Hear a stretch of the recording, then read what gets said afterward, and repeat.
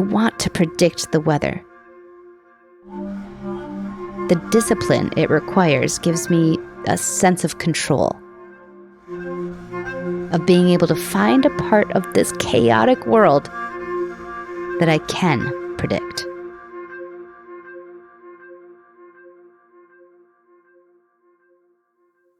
As chief meteorologist for ABC News, Ginger Zee has travelled the world to cover historic storms and extreme weather conditions. But her lifelong passion for storm chasing and adventure has enabled her to run from an inner storm of her own. In today's episode of Meditative Story, Ginger shares a powerful story about how an assignment in Nepal gives her the courage and strength to embrace the deep feelings she's pushed away since childhood. Please note that this story contains scenes that may be difficult for some listeners, including a reference to suicide. In this series, we combine immersive first-person stories and breathtaking music with the science-backed benefits of mindfulness practice. From Wait What and Thrive Global, this is Meditative Story. I'm Rohan, and I'll be your guide.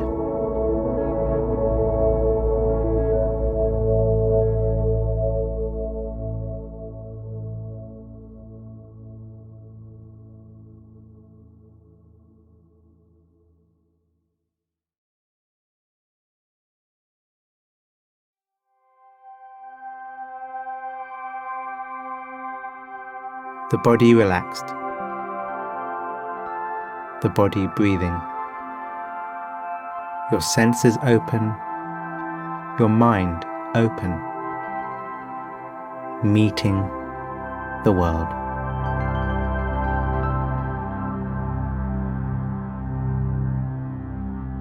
My younger brother Sean and I watch Elf on TV.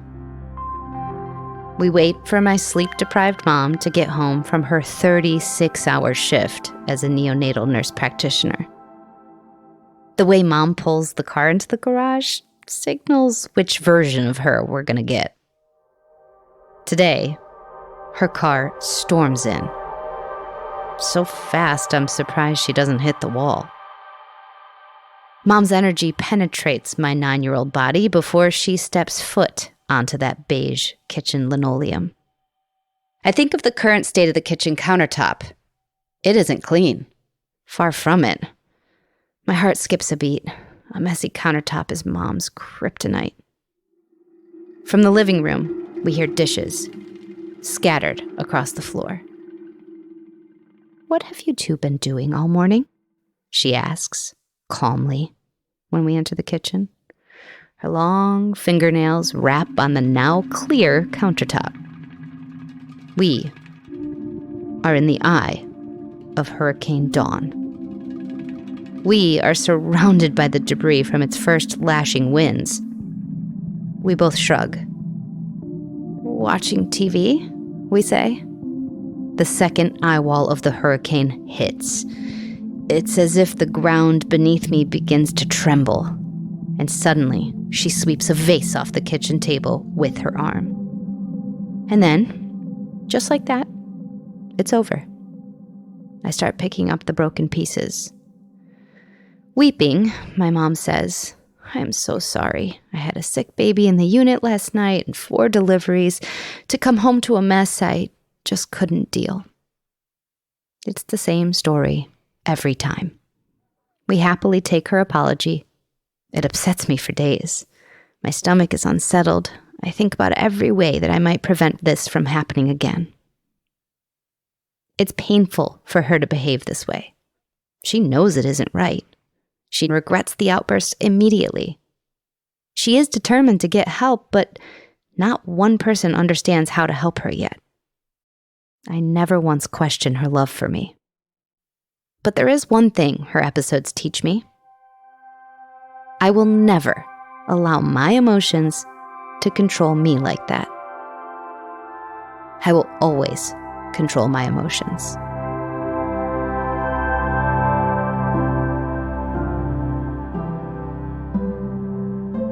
On Christmas morning, stockings line the mantel, and presents sit under the tree.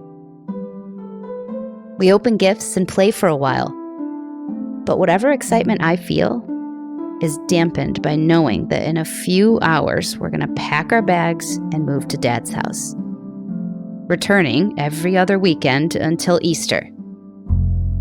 This is the custody agreement my parents agree to.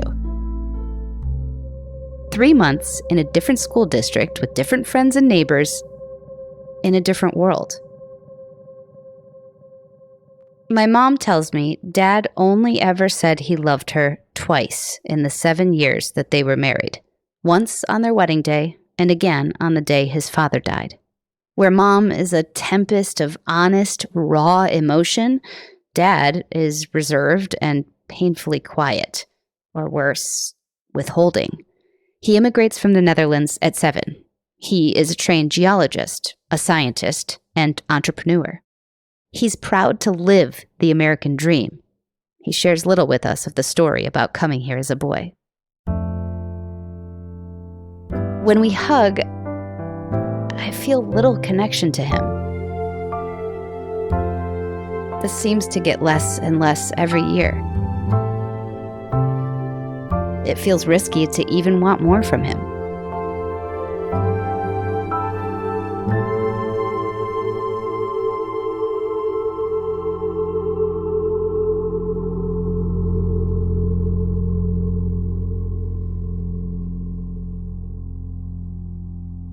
Ginger is so sensitive here of her father's distance and how it makes her feel. Physical contact is so important to us. It can be transformative and healing, even when alone. Place a hand somewhere on your body that feels natural. A leg, your chest, even in your other hand. Feel the contact here. And notice how you can also feel your natural warmth.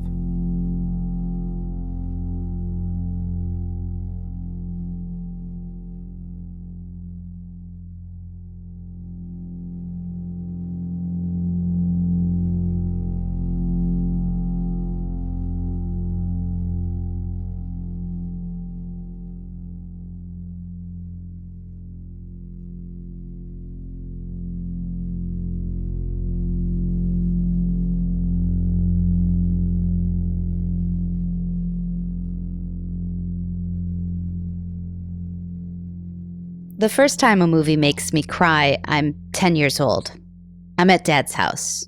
I pick My Girl at Blockbuster, mostly for the cover. Macaulay Culkin, Anna Chlumsky, both about my age, looking very much in love. I put the tape into the VCR. The low winter afternoon sun comes in through the window. I'm caught off guard when Macaulay Culkin dies.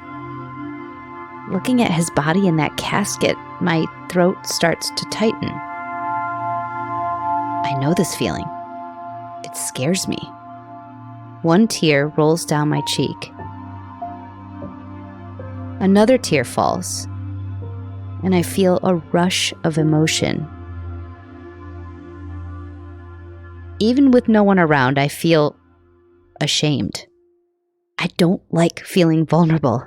It hurts too much. I vow never to tell anyone about the tears. Mom is briefly engaged. Her fiancé owns a home on the shores of Lake Michigan.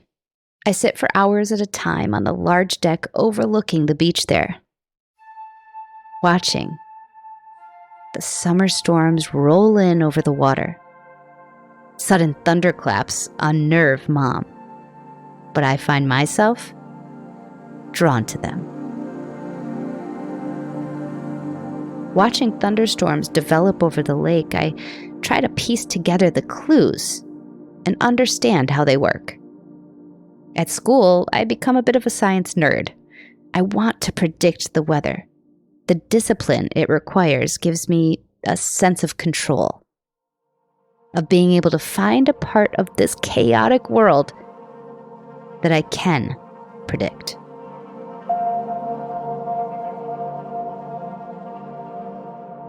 For 6 years, our cheerleading squad pours everything into going to state finals for the first time in our school's history. I commit myself to our practices as rigorously as I study. I become fanatical about my body and food, a very different and much darker form of control. Neither of my parents attends many games because they both have new families with new children. One day at our home, at a sleepover, my friend Alicia says, "Ginger, we have to work on something. You're not a good hugger." This seems the height of absurdity to me. Wrap your arms around someone, pat a bit, and that's it. But Alicia wants me to soften up.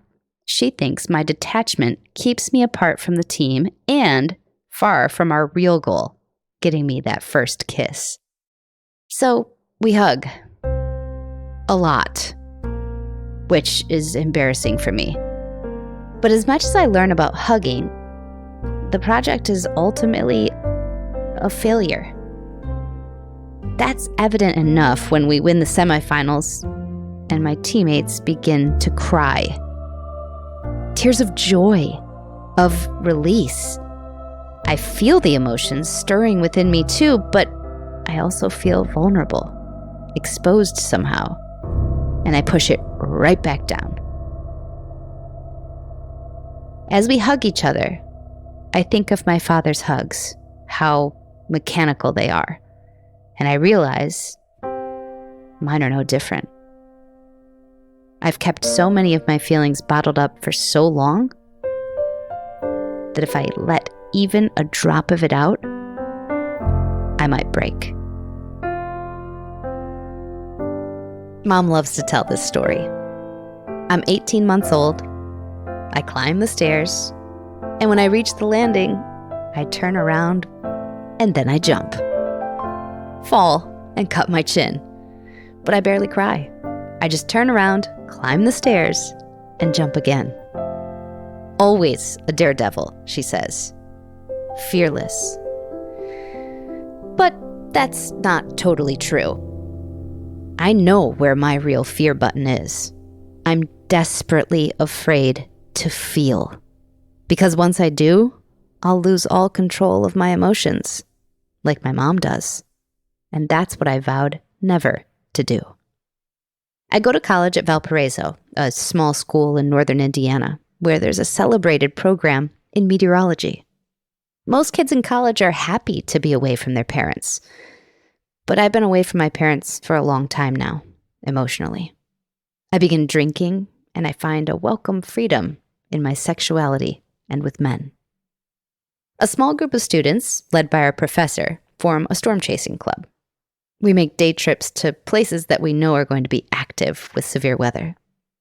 I go on my first long chase the summer after my sophomore year. There are 12 of us in 4 cars chasing tornadoes across the plains for 10 days. On day 4, our lightning detectors start to pop.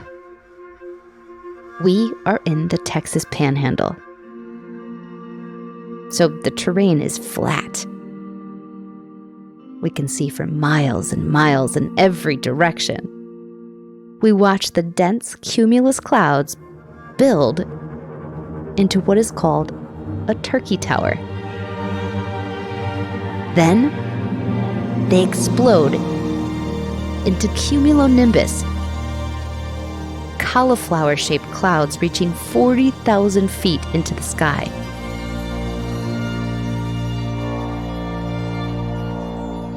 It's like watching my textbook come to life. My professor is calm, steady. Quietly, he directs us. I want you to feel it, he says. I want you to feel the inflow. I watch the base of the thunderstorm. The wall cloud lowers. It's what we've been waiting for. I hear everyone erupt. Wow! The wall cloud begins to rotate and twist, forming a wedge tornado on the far side of a railroad track. As it touches the ground and rolls towards us, I feel such overwhelming joy, and I almost begin to weep. Almost. That nature can do this fills me with awe. But now the debris begins to fly, and the reality of what we're witnessing settles in. There's a clenching in my chest, as if my body is frozen. My fellow students stop high-fiving and cheering when the destruction begins. I share their thrill and grief at witnessing this. But as always, I stand apart. The storms allow me to feel something deeply.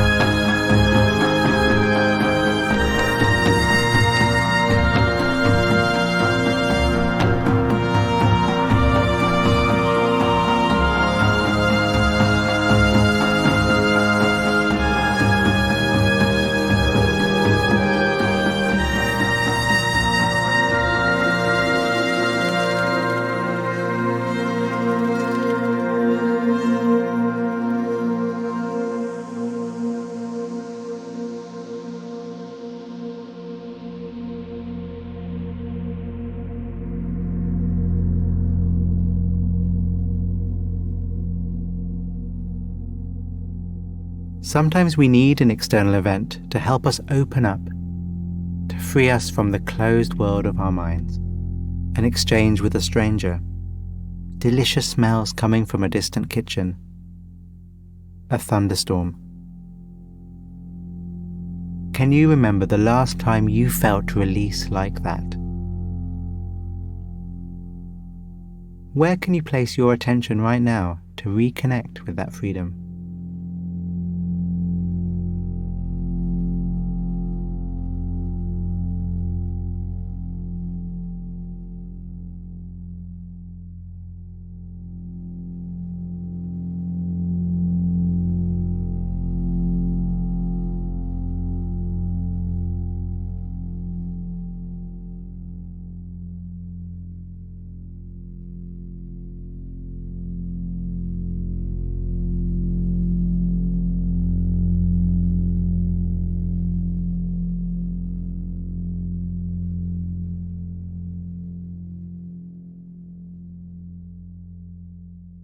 After jumping around the country to a handful of local TV stations, I land my dream job as a meteorologist with a major network.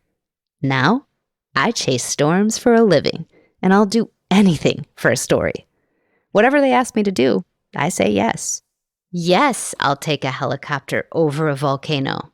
Yes, I'll hike the world's largest cave for a week. Covering storms and their aftermath is exhausting work, but I'm cut out for it. I've seen great devastation and death. My superpower is detaching from the human tragedy that unfolds before me. Or at least that's the face I show the world. What I can't detach from is my own tragedy. The struggle to suppress my emotions becomes too much to handle. I behave impulsively. My moods swing from extreme to extreme, from bouts of reckless adventurousness to paralyzing self-loathing. This culminates in multiple attempts to take my own life. Fits of mania that I mistake for courage, for fearlessness. It's not until my third attempt to take my own life that I'm diagnosed with severe depression and borderline personality disorder, and I finally see that I have a problem. And I get help. 7 months later, I stand on the edge of a mountain cliff in the Himalayas, near Pokhara, Nepal.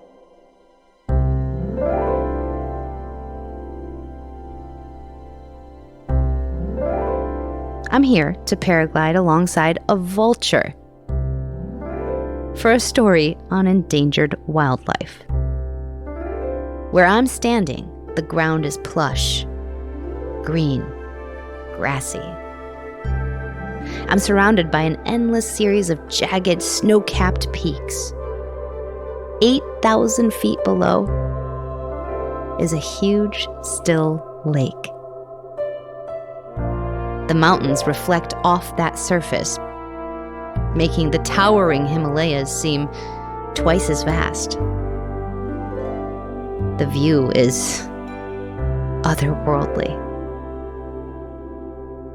As I lace up my hiking boots, I notice that the vulture's handler is in flip-flops. I'm more interested in his shoe wear than what I'm about to do. Like, shouldn't I be nervous? Behind me, I hear one of the producers say, "It's time. Let's go." I take a running start toward the edge, and I jump. And now, I'm in free fall. My stomach sinks. I love it. My body contracts. I drop 50 feet before the wind grabs me. And now, nature takes over. The thermals catch hold of me, and I coast. From chaos to peace in an instant.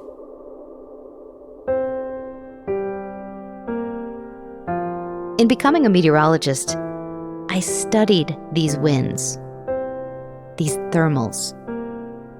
I know how they work, but I've never flown them before. I witnessed tornadoes, but I hadn't been inside one.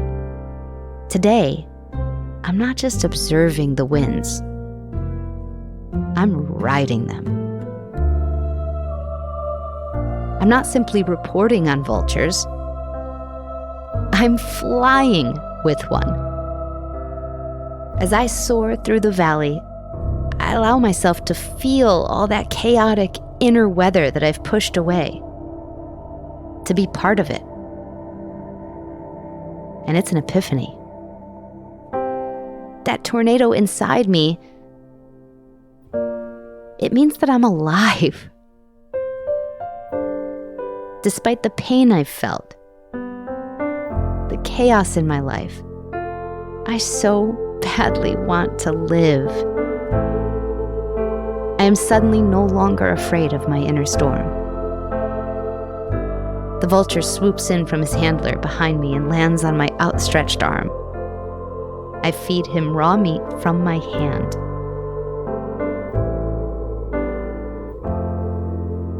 I look down at the beautiful lake. I see every ripple. I see the cows in the narrow alleys of Pokhara and the sticks in the hands of the boys who lead them. I see the cameraman waiting to film my landing. Crowds of curious children on the strip of dirt I'll come down on. All of it teeming with life.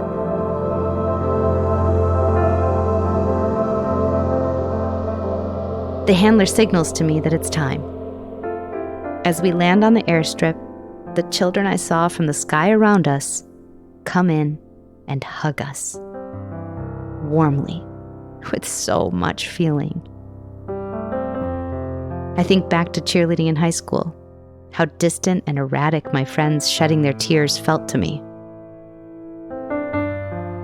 I think of my mother's eruptions and the courage that she showed in getting herself help.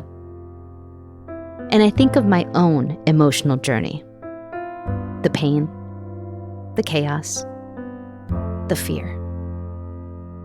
My impulse has always been to jump, whether from the top of the stairs or a mountain. It's just who I am.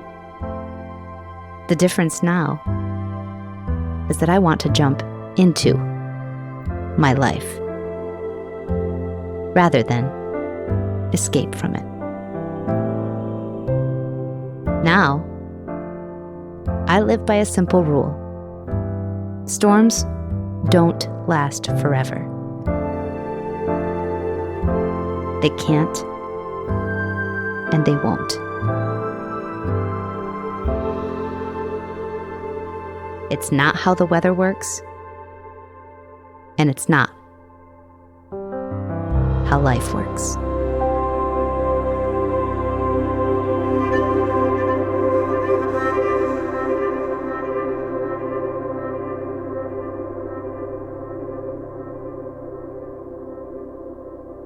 Thank you, Ginger. In just a moment, I'll guide you through a closing meditation.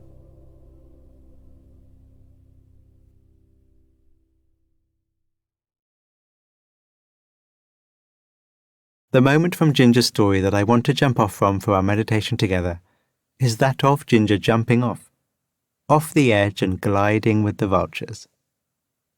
It's such a lovely image, but before we get there, let's settle back into how we're doing.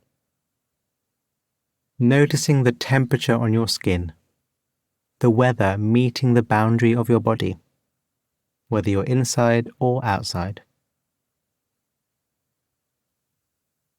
And noticing your inner weather, what moods, emotions, thoughts are here, having arisen from the energy and flow of Ginger's story. I love the image of Ginger flying with the vulture high above Nepal, the Himalayas in the background. The perfect setting for her reflection and coda on what she shared with us about her emotional life. And the reflection it set off for me is about an old saying in the mindfulness tradition, which is that meditation is like a bird with two wings. One wing that of wisdom and understanding, the other that of love and compassion, and that we need both to fly. Moving towards that balance is what I heard in Ginger's story. Learning to ride the updrafts and the downdrafts, and even to love them equally, and herself too, along the way. When we talk about the wing of understanding, we mean clear seeing. Seeing, knowing the contents of our body, mind and heart. So, breathing, and knowing that you are breathing. Where there is tension here in the body, feeling it. Where there is calm or spaciousness or pleasantness, feeling it. Where there is blankness or confusion, knowing that too. The wing of wisdom, of clear knowing.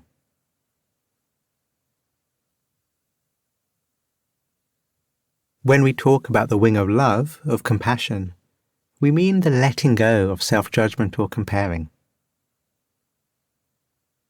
When Ginger noticed her relatively quiet emotional life, there was initially a lot of judgment caught up in there. I shouldn't be like this. I should feel differently. Why can't I be like them, feel like them? So, whatever is happening right now, however you're feeling, let it be. No fighting it. No wishing it was a bit more how you think you should feel in a meditation. No holding on to it either. Showing compassion to yourself by doing what is called letting go or allowing.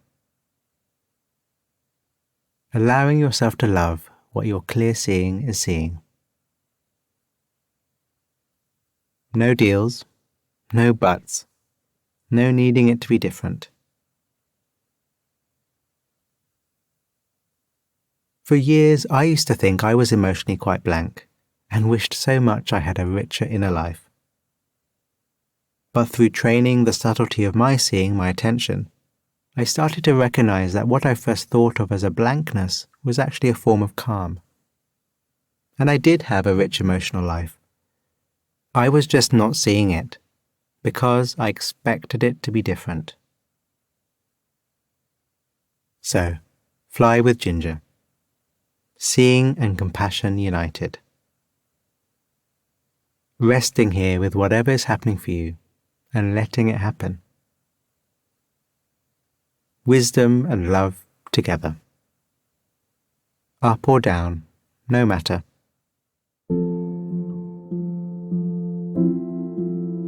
Thank you, and fly well.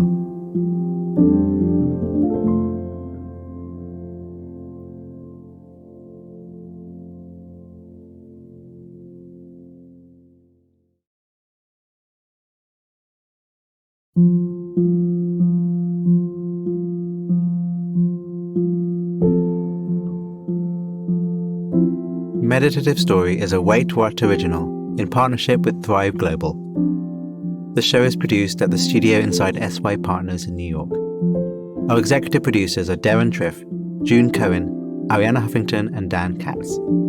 Our producer is Timothy Liu Lee. Our supervising producer is Jay Punjabi. Our curator is Carrie Goldstein. Original music and sound design is by the Holiday Brothers. Mixing and mastering by Brian Pugh. Special thanks to Anne Sachs, Juliana Stone, Summer Matthijs, Monica Lee, Lindsay Benoit O'Connell, Libby Duke, Smriti Sinha, Stephanie Gonzalez, and Sarah Sandman. And I'm Rohan Gunatillake, creator of the Buddhify meditation app and your host. Visit meditativestory.com to find the transcript for this episode.